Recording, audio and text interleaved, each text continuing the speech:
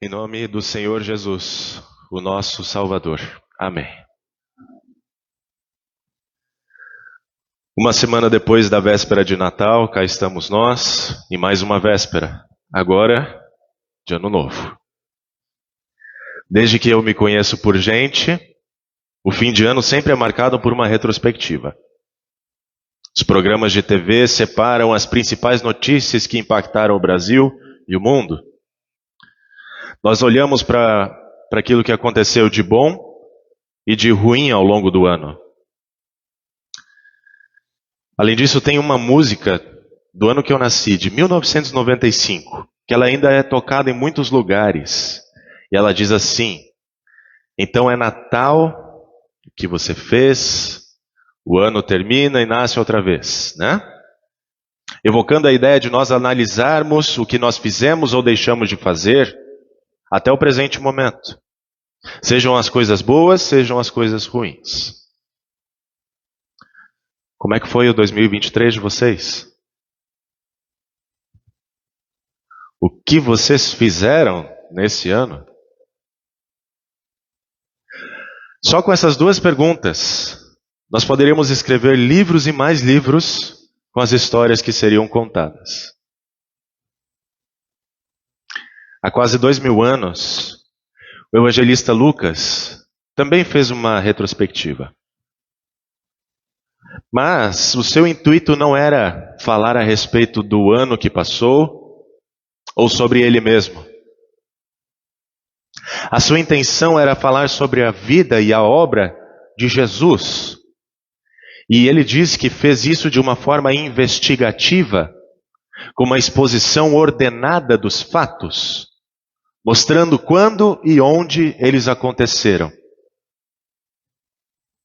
No texto que nós lemos hoje, já havia se passado os dias da purificação deles. Ou seja, já tinha se passado 40 dias depois do nascimento de Jesus. E isso incluindo a sua circuncisão no 8º dia, que amanhã nós comemoramos, né, o nome de Jesus, e os 33 dias de resguardo da mulher, conforme prescrito na lei de Moisés, Levítico capítulo 12. Depois de 40 dias, então José e Maria foram para Jerusalém a fim de oferecer um sacrifício de expiação de pecado e purificação, seguindo também a prescrição de Levítico 12, de levar um cordeiro de 1 ano para o holocausto. Porém, o texto de Lucas nos diz que eles não sacrificaram um cordeiro, mas um par de rolinhas ou 2 pombinhos. Por quê? Porque em Levítico 12 está escrito assim: mas se as posses da mulher não lhe permitirem trazer um cordeiro, então ela trará 2 rolinhas ou 2 pombinhos, um para o holocausto e o outro para a oferta pelo pecado. O que isso quer dizer? Isso quer dizer que José e Maria não tinham boas condições financeiras para oferecer um cordeiro, né? E, curiosamente, esse é um dos motivos que nos levam à conclusão de que os sábios do Oriente não encontraram o menino Jesus na manjedoura, como os presépios trazem hoje em dia, né? Se Maria e José tivessem ouro, incenso e mirra que foi dado a eles, eles poderiam oferecer um cordeiro, o que não aconteceu. E mais um fato curioso que o evangelista Mateus nos traz para chegarmos a essa conclusão é que Herodes mandou matar todos os meninos abaixo de 2 anos, dando a entender que a visita dos sábios ao menino Jesus aconteceu alguns meses depois do seu nascimento, quando o menino já se aproximava dos seus 2 anos. Mas, voltando ao texto, vemos que além do sacrifício das 2 rolinhas, dos 2 pombinhos, também havia a apresentação do menino ao Senhor, a fim de ser consagrado. Esse era o costume que acontecia desde a saída dos filhos de Israel do Egito, quando houve a instituição da Páscoa. Em Êxodo 13, está escrito assim: o Senhor disse a Moisés: consagre-me todo primogênito, ou primeiro gerado. Todo primeiro que sair do ventre de sua mãe entre os israelitas, tanto de homens como de animais, é meu. Vocês deverão separar para o Senhor todo filho homem que nascer e todo primogênito dos seus animais. E os filhos e filhotes machos serão do Senhor. E assim, por Jesus ser o primogênito de Maria, deveria ser consagrado ao Senhor. Porém, Lucas não se contenta apenas com fatos históricos. Ele também quer nos mostrar como é que foi a reação das pessoas ao redor daquele menino que estava cumprindo a lei. Primeiro, Lucas fala de um homem, provavelmente já em idade avançada, chamado Simeão. Um homem justo e piedoso, que esperava a consolação de Israel e o cumprimento de uma revelação do Espírito Santo. Ele não ia morrer antes de ver o ungido do Senhor, o Cristo. Quanto tempo se passou desde esta revelação que ele teve do Espírito Santo até ele se encontrar com o menino, tomá-lo em seus braços? Nós não sabemos. Pode ter sido anos e anos esperando. Mas eu imagino a emoção que ele sentiu ao segurar o pequeno Jesus e louvar a Deus dizendo: agora, Senhor, despedes em paz o teu servo segundo a tua palavra. Porque os meus olhos já viram a tua salvação, a qual preparaste diante de todos os povos. Luz para a revelação aos gentios e para a glória do teu povo de Israel. Conhece essas palavras de cor, né? É o Nunc Dimittis, em latim. Que, por vezes, nós cantamos logo depois de segurarmos em nossas mãos, por um pouco de tempo, o corpo e sangue de Jesus. O mesmo corpo e sangue que Simeão segurou. É o louvor de alguém que é movido pelo Espírito Santo e está preparado para se encontrar com o seu Pai. Porque sabe que o escolhido de Deus, a salvação do Senhor, a luz dos povos, a glória do seu povo esteve em suas mãos e pôde vê-lo com os seus próprios olhos. Não é à toa que nós repetimos isso logo após a Santa Ceia. Porque é ali que nós nos preparamos para nos despedirmos em paz deste mundo. Com a paz que o Príncipe da Paz nos dá, por meio do seu perdão concedido no sacramento do altar. No entanto, como disse Simeão, aquele menino estava destinado tanto para a ruína, como para a elevação de muitos em Israel. Estava destinado para ser alvo de contradição, para que se manifestem os pensamentos de muitos corações. E foi justamente isso que aconteceu. Lucas relata na sua retrospectiva no livro, os humildes que consideravam aquele menino como escolhido de Deus, foram exaltados. E os soberbos, que o consideravam como blasfemador, foram derrubados dos seus tronos e caíram em ruínas. Maria já dizia algo assim no seu cântico, né?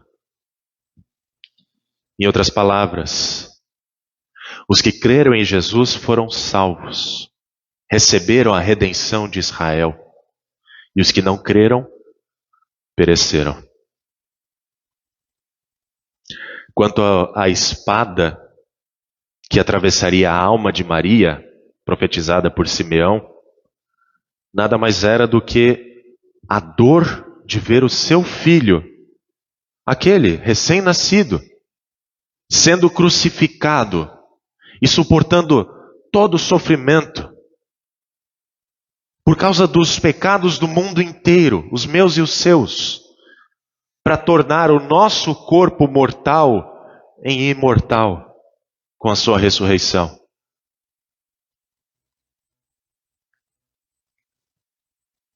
Depois de Simeão, Lucas ainda apresenta outra pessoa, chamada Ana, uma profetisa. Essa nós sabemos que é bem idosa. Tinha 84 anos e era viúva. Uma mulher devota, que gostava de estar no templo para adorar o Senhor noite e dia com jejuns e orações. Quando ela viu o menino, deu graças a Deus e falou a respeito dele a todos os que esperavam a redenção de Jerusalém. Com isso nós vemos que não existe um limite de idade para vir ao templo, para adorar ao Senhor, para frequentar os cultos, para falar de Jesus às pessoas. Até o momento da nossa real despedida do mundo, Deus nos dá oportunidades para falar a respeito da redenção que há em Cristo Jesus. Nunca é tarde para dar um bom testemunho de quem é aquele menino e o que ele fez para nós sermos dele. Por fim, Lucas enfatiza que o menino crescia e se fortalecia. Enchia-se de sabedoria, a graça de Deus estava sobre ele, e tudo estava se cumprindo na vida de Jesus conforme a lei do Senhor. Afinal, como diz Paulo aos Gálatas, quando chegou a plenitude do tempo, Deus enviou o seu Filho, nascido de mulher, nascido sob a lei, com um objetivo: cumprir a lei, a fim de que recebêssemos a adoção de filhos.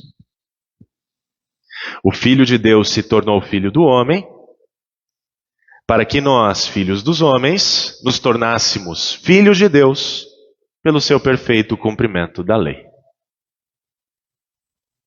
Nesse sentido, a retrospectiva de Lucas não serve apenas para sabermos a história de Jesus como meros espectadores.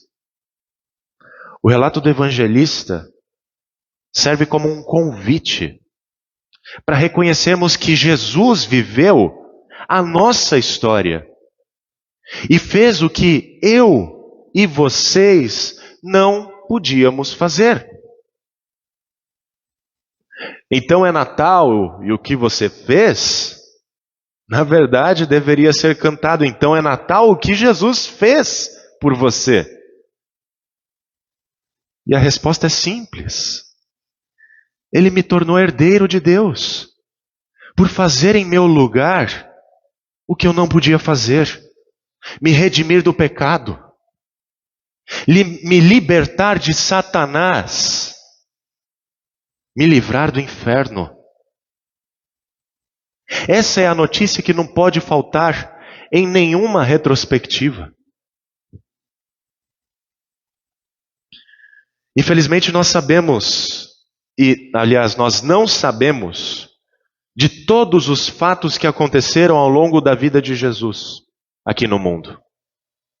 Assim como também nós não sabemos de todas as notícias que aconteceram neste ano no Brasil e no mundo inteiro. Nós sabemos apenas aquilo que foi mais importante, o mais impactante.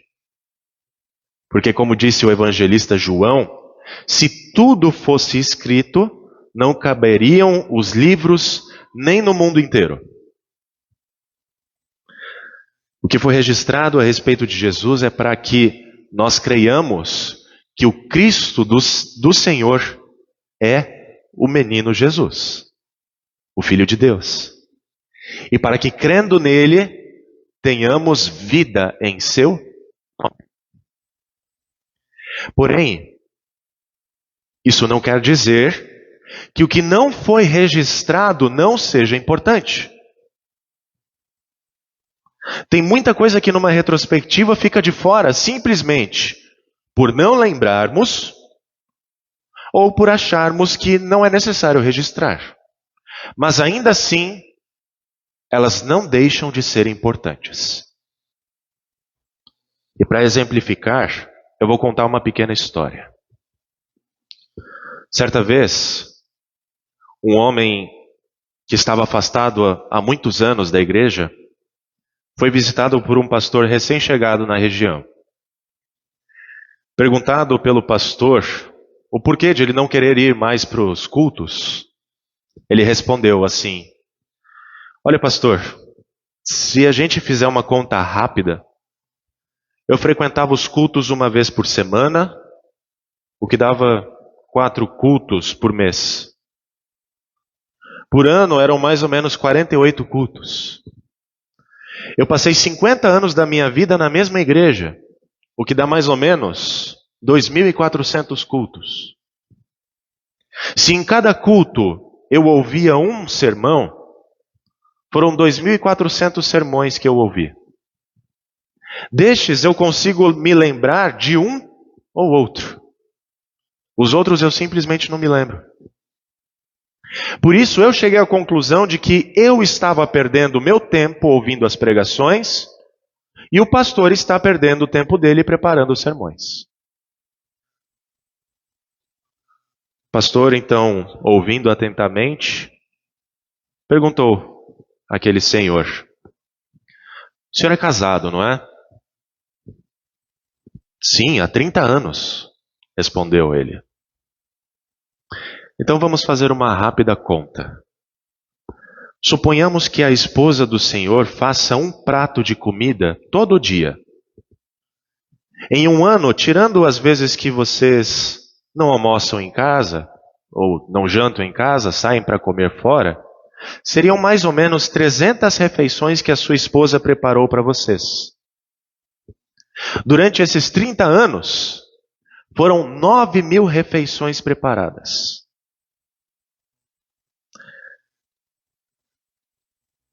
Destas refeições, quantas o Senhor consegue se lembrar? Talvez de algumas que foram as mais especiais, mas não de todas. Porém, isso não quer dizer que as outras não foram importantes, ou que a sua esposa perdeu o tempo dela. Afinal, todas as refeições serviram para manter o Senhor vivo e bem alimentado.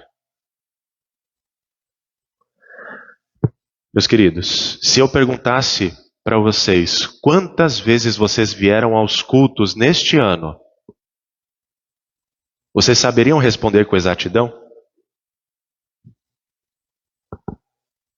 Mas uma coisa é certa: em todos os momentos de 2023, Jesus esteve com vocês. Alguém poderia perguntar, mas se Jesus está comigo, por que ir aos cultos então? Ora, a cada semana nós viemos ao templo para fazer retrospectivas.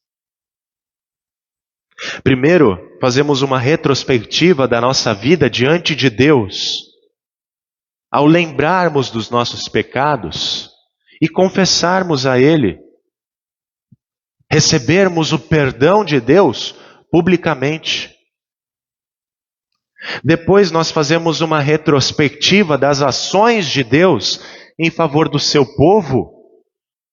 Como essas ações continuam acontecendo ainda hoje.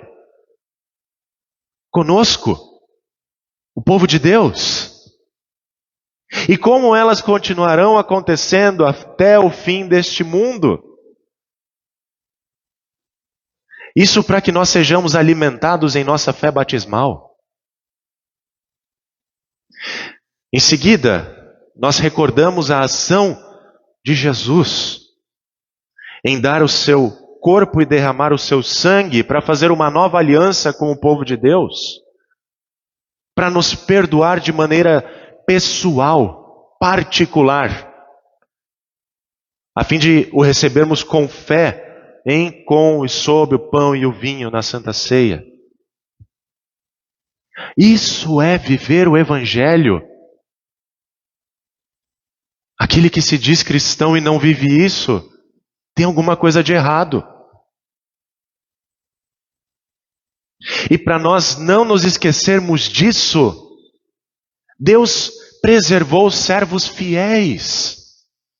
A exemplo de Lucas, de Simeão, Ana, que falaram e profetizaram sobre o menino Deus.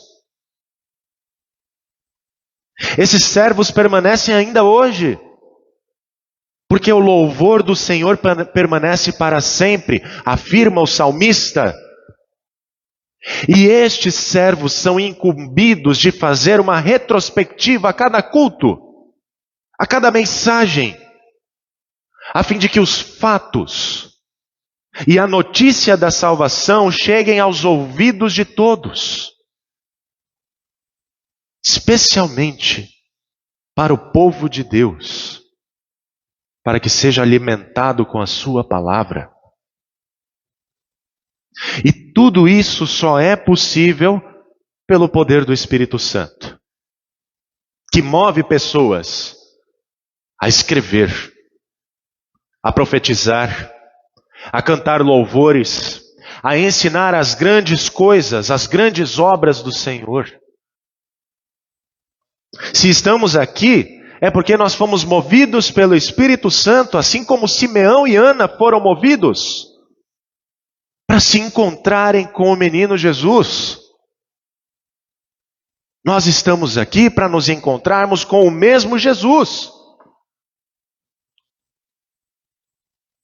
Por isso que na retrospectiva das nossas vidas, nunca nos falte a lembrança de que estivemos na companhia dos justos, na assembleia, como escreve o salmista, louvando a bondade do Senhor de todo o coração e recebendo em nossas mãos, em nossas bocas, em nossos ouvidos, com profunda gratidão pela sua salvação ter chegado a cada um de nós e ter se tornado a nossa herança.